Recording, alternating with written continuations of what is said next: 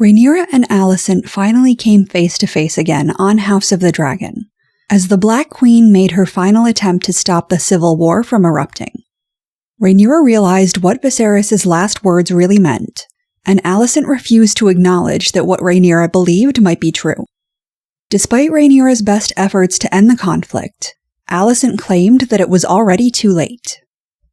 And, while this moment could prompt dozens of whys and what-ifs, only one question about this potentially war-ending rendezvous really felt relevant. And that is, why are we still pretending that this matters?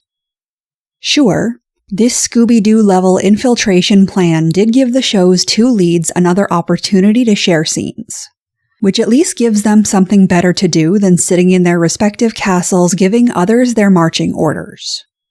Plus, Rhaenyra's understanding of her father's last words will likely renew her faith in the idea that she is the prince that was promised, therefore making her fight and push harder for the throne than she might have if she believed he'd changed his mind. But beyond that, from a storytelling perspective, this extra reiteration of Alicent's misunderstanding with the addition of Alicent patently refusing to admit that she was mistaken does a lot more harm to the narrative than it does good. It directly implies that Viserys' wishes were relevant beyond the fact that he, as the king, wanted Rhaenyra to take the throne after him. And it seemingly states that the entire Dance of the Dragons was decided by Alicent Hightower. Admittedly, I am Alicent's #1 stan. But personal biases aside, the repeated, explicit suggestion that Alicent's confusion and refusal to admit that confusion were the deciding factors in the Targaryen civil war is absurd. The realization that Alicent mistook Viserys' words about Aegon the Conqueror as an endorsement of their son Aegon will undoubtedly shake her and make her feel personally responsible for the civil war that will tear the realm apart. But as usual, that guilt will be entirely misplaced. Yes, Viserys' apparent dying wish made her confident in pushing her son forward for the throne, but that was never truly in her control in the first place. As Otto stated outright to Aegon already, Viserys was not the one who put Aegon on the throne. House Hightower, as well as the Lannisters and every other supporter of Aegon's claim, are the people who made Aegon king. As we saw in the immediate aftermath of Viserys' death, the plans for Aegon's ascension had been built for years, without any influence or even knowledge from Alicent. Similarly, although Rhaenyra made a last-ditch effort to avoid the dance after Luke and Jaehaerys had already been killed, she herself has been planning to fight for her claim for well over a decade, as has Daemon and Corlys and Rhaenyra's other supporters. She literally faked the death of her first husband and married Daemon at his first wife's funeral as a power play to ensure that she had the strength of Daemon's support on her side. To be fair to Rhaenyra, it could be argued that she did this more as a failsafe to intimidate others into accepting her claim without conflict. But orchestrating a plan to make it look like you murdered your husband in order to incite fear into your enemies are some pretty extreme measures. And obviously, the potential for violence increases when it looks like you're assassinating people to fortify your own power. But interestingly, Rhaenys poses a question that seems very relevant to Rhaenyra and Alicent's discussion of Viserys' last words. Because the framing of this moment seems to imply that this is a turning point where the Dance of the Dragons could be prevented if only Alicent would agree. However, the fundamental building blocks of this conflict ensure that regardless of the who, what, where, when, or why, a war was essentially inevitable. The only question is, when did it become inevitable? The structure of House Targaryen from the reign of Jaehaerys through the Dance of the Dragons is incredibly important, because each successive leader creates their own unique succession crisis, ensuring that there are at least two legitimate, arguably legal claimants to the Iron Throne. Jaehaerys calls the Great Council to determine who his successor should be, and Viserys is chosen, a choice that is largely presumed to be based on the fact that he is a man. But that still leaves Rhaenys and Laenor, the latter of which was actually the claim that was the biggest rival to Viserys's according to Fire and Blood. So, Viserys is anointed as Jaehaerys' heir, but Rhaenys and her children still had a strong claim and the means to fight for it if they chose. The Valyrians and Baratheons, plus Rhaenys, Laenor, and Laena's dragons, would have been enough to make a more than solid fight against Viserys, Daemon, and Rhaenyra, along with the Arryns. Ultimately, Viserys was already lucky to take the throne uncontested, but he clearly tried to push his luck further by naming Rhaenyra as his heir to avoid the possibility of Daemon becoming king, and then maintaining that stance even after he had 3 true-born sons. So, this clearly even further destabilizes the Iron Throne succession, because not only can Aegon and all of his brothers argue that they should have legal precedence over Rhaenyra, but once again, if Rhaenys and Corlys had been in the mood to press their claim, they could have also argued that Rhaenys or Laenor should have come before all of them in line anyway. Viserys does a somewhat mediocre job of trying to remedy this issue by marrying Laenor and Rhaenyra, meaning that Laenor will be the prince or king consort when Rhaenyra takes the throne. But not one to be outdone by Jaehaerys or Viserys, Rhaenyra creates yet another succession crisis by putting Jace, Luke, and Joffrey in line behind her, meaning that not only was the Iron Throne suffering from an inheritance issue, but now Driftmark was as well. As Vaemond Valerian made clear, Luke and Joffrey's potential inheritance was a threat to himself and all of the other legitimate Valyrians who could make a claim for the Driftwood throne. Because if Luke or Joffrey intended to keep their claim and pass it on to their children, then they would likely have to eliminate the threat of any claimants with an equal or better right to Driftmark than they had. So, as a result of Jaehaerys, Viserys, and Rhaenyra's sequential succession crises, there is basically a small army of people who have legitimate claims to the Iron Throne and the Driftwood throne, as well as a small army of people who were arguably getting shafted because of the decisions of a few. Even just according to House of the Dragon's canon alone, the people who can claim that they were denied their birthright to the Iron Throne by Jaehaerys, Viserys, or Rhaenyra now includes Rhaenys, Laenor, Laena, Daemon, Baela, Rhaena, Viserys II, Aegon III, Aegon II, Aemond, Daeron, Jaehaerys, and Jaehaera. And, given that Jace, Luke, and Joffrey's illegitimacy isn't even a secret, her attempt to usurp House Valerian also robs all of the Valyrians of their legal rights. By the time the Dance of the Dragons begins, all of these people's inheritances and their lives are in danger as a result of the succession mess that has built over the course of literal decades.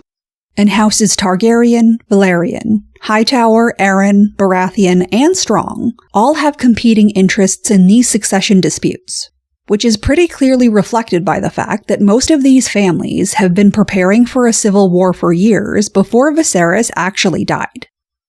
One could obviously make the argument that Otto Hightower was ultimately the one responsible for making the move that Rhaenys chose not to, and pushing for Aegon's claim over Rhaenyra's. But what should be obvious from this scenario alone is that, regardless of who or when, someone was going to press their claim, the claims of their family or the claims of their allies, in order to increase their own power or save their own lives. And this was an exceptionally dangerous situation for all involved because, bizarrely, most of their claims had some serious legitimacy. Civil wars have been started in Westeros for far less contestable claims.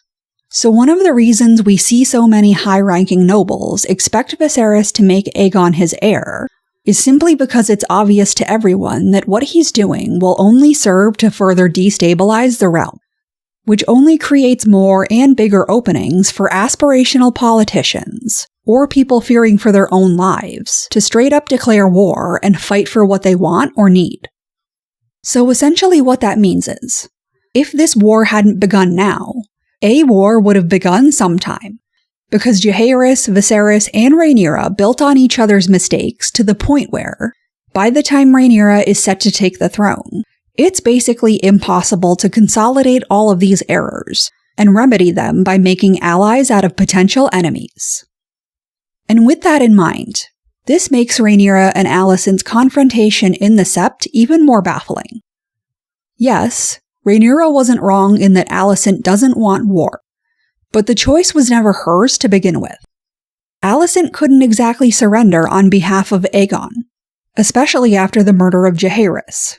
And even if Alicent had never heard what she thought she did from Viserys, Aegon's coronation had been entirely plotted without her knowledge or input anyway. Obviously, if Alicent holds herself responsible for the death of Jaehaerys because she decided to hook up with Criston Cole after the death of her corpse husband, she's certainly going to hold herself responsible for the Dance of the Dragons and all the horrors that go along with it because she misunderstood Viserys, even if that makes no sense. However, the setup of this scene in House of the Dragon specifically positions the audience to believe that Alicent is personally responsible for the civil war as well, as Rhaenyra went to King's Landing to try to make peace, but Alicent supposedly refused. The inconsistency with Rhaenyra's characterization from Season 1 to Season 2 could possibly be explained by Luke's death, as it's believable that, after someone she really loved was killed, she wasn't quite as gung-ho for the war as she thought she was. But let's not forget, in Season 1 she presented herself as someone who had no qualms about her husband murdering Vaemon Valerian in the throne room of the Red Keep in front of half the nobles in King's Landing, so that she could steal his claim to Driftmark for her son Luke. And she faked the death of her first husband and married her second husband specifically in an attempt to intimidate her rivals. Corlys and Rhaenys are bafflingly loyal to Rhaenyra and Daemon, even though they were intentionally led to believe that their brother and possibly their son were both killed to cement Daemon and Rhaenyra's power over House Targaryen and Valerian. But it's even more confusing to see Rhaenys, of all people, acting as if Rhaenyra is the sole voice of reason left on the Black team who wants to avoid war. However, even if it doesn't make sense, the implication to the audience that Rhaenyra is in fact this person and not the person who spent most of her adult life proactively preparing to go to war for the throne is clear. But beyond individual character development and what this misunderstanding now means for Alicent and Rhaenyra, the likely interpretation of the audience is going to be frustrating because it essentially implies that Rhaenyra was the chosen one all along. And that is why this repeated attention being paid to Viserys' final wishes is so bizarre. Because yes, Viserys never intended for Aegon to take the throne. And after tormenting his wife with endless pregnancies and butchering her to supposedly save his son, he came to the conclusion that Rhaenyra must be the chosen one and never really wavered from that point of view. But who cares? Sincerely, why should we be bothered about Viserys' interpretation of Aegon's prophecy when we already know for a fact that he was incorrect? Rhaenyra is not the prince that was promised, nor is Aegon, nor is anyone who is even going to live in their lifetimes. Sure, this can provide interesting character motivation for Rhaenyra, because the belief that she is somehow doing what is morally right or literally fighting for the throne so she can save the world makes her determination to win at any cost more understandable. It also makes her character much less complex and morally gray, because if she's at least doing what she does, operating under the assumption that it's for the greater good, she's much easier to root for without a second thought. But that also means that House of the Dragon is leading the audience straight down the same narrative trap that Game of Thrones did with Daenerys. There is a pretty nuanced but vitally distinct difference between a character who is making choices for what they believe is the greater good, and for what is the actual greater good. And this is largely where Game of Thrones really failed to clarify its narrative in a way that made sense to the audience. Like Dany, Rhaenyra can now take almost any action under the guise of doing it for the benefit of all the world. But the story has not been written in a way that would lead viewers to genuinely consider whether or not what she thinks is right is actually right. Her opponents have all been presented as obvious villains who are trying to deny her the throne simply because she is a woman, rather than people who are going to war against her because she intentionally made them fear for their lives. And now that she made one final attempt to stop the war that was obviously going to fail anyway, and now that Alicent has refused her, It's very easy to interpret Rhaenyra as the lone person who is fighting a war that she doesn't want to, in the name of a righteous cause. But again, that implication is built on an incorrect assumption, because we already know that Viserys' beliefs about the prophecy were wrong. It remains to be seen how this will affect the story going forward, if at all. But adaptations of the World of Ice and Fire have already fallen victim to this issue where a protagonist's perspective is treated like objective reality when it's not. And it'd be a shame to see House of the Dragon go down the same path.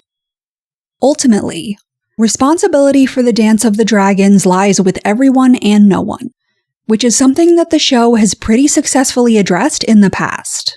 And here's hoping they continue to make that clear in the future, rather than structuring the narrative around the false assumption that there is a hero to be found in this story. But what do you think? Was bringing Viserys' final words back into play a mistake? Leave your comments and opinions below, and if you're interested in more content like this, like and subscribe.